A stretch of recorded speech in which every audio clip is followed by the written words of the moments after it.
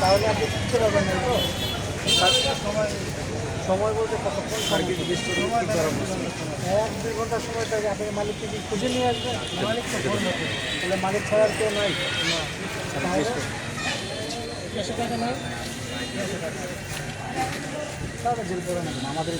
Sir excuse me, ওনাকে যে আপনারা বলছেন যে জবানবন্দিটা নিচ্ছেন ওটা কিসের জন্য অ্যাকচুয়ালি বলতে আপনি বলেন কি হয়েছে, আপনি বলেন কি হয়েছে। ওই বাসায় কারখানায় নোংরা পাইছে। কি এটা কি বিরিয়ানি আপনাদের? বিরিয়ানি, কাচ্চি বিরিয়ানি, কিন্তু নাম কি? কাচ্চি সম্রাট। সম্রাট না কি বললেন? কাচ্চি সম্রাট বলছি। কি পেয়েছে? কি নোংরা পেয়েছে বলেন আপনি, আমার তো আমি কিছু বলবো না, আপনি বলেন। পাইছে অনেক ওই অপরিষ্কার ছিল।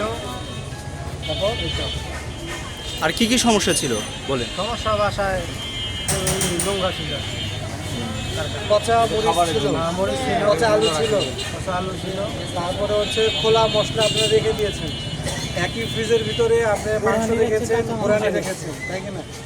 তারপরে যেই পরিবেশ ছিল একদম পুরা কাদা নোংরা অপরিষ্কার অপরিচ্ছন্ন, তাই কি ছিল কি না? তা আপনি তো জানতেন যে এইসব খাদ্যতে আমাদের সবসময় নিরাপত্তা প্রয়োজন, তাহলে আপনি কেন এই কাজটা করলেন? আমি তো ছিলাম না, ভুল হয়েছে। আমি আসছি কালকে, পরশু দিন আসছি। এটা তো সবাই খায় ভাই, এটা খাবার জিনিস। যেখানে খাওয়ার থাকার জায়গা সেখানেই তারা এই খাবারটা ইয়ে করতেছে। জি জি।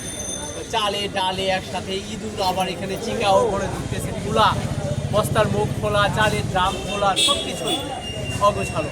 আসলে এই ধরনের অস্বাস্থ্যকর খাবার কিন্তু অবশ্যই সবার জন্য ক্ষতিকর। স্বাস্থ্যের জন্য ঝুঁকিপূর্ণ, যে কেউ অসুস্থ হয়ে যেতে পারে। জি অবশ্যই। তো আপনারা দেখতে পাচ্ছেন যে আমরা এস রোডে রোড নিয়ে গেল আমাদের ঝামেলা ধরা পড়েছে।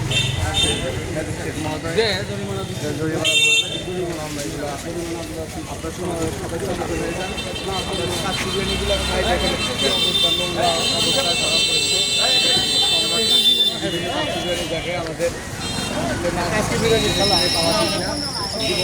ঠিক আছে ঠিক আছে।